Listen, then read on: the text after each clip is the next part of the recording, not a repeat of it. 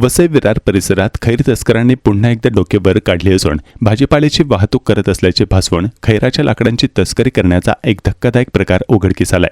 Bhatane वनक्षेत्रातील one कर्मचाऱ्यांनी सोमवारी पहाटे मेढे परिसरात ही कारवाई केली।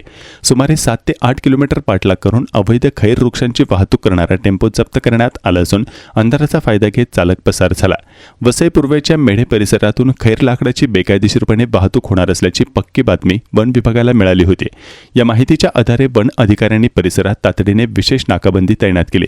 पहाटेच्या सुमारास एक संशयित टाटा इंट्रा टेम्पो क्रमांक MH47 AS 2460 येताना दिसला।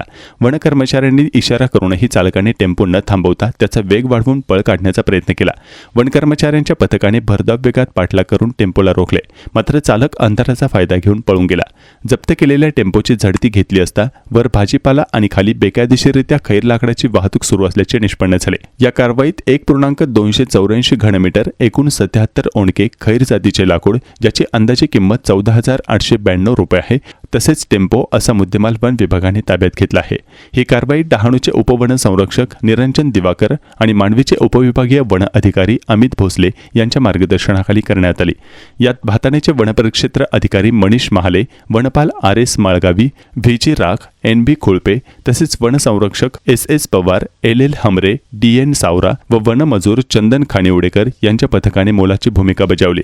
पसार झालेल्या चालकाचा कसून शोध सुरू असून वन विभाग या प्रकरणी अधिक तपास करत आहे।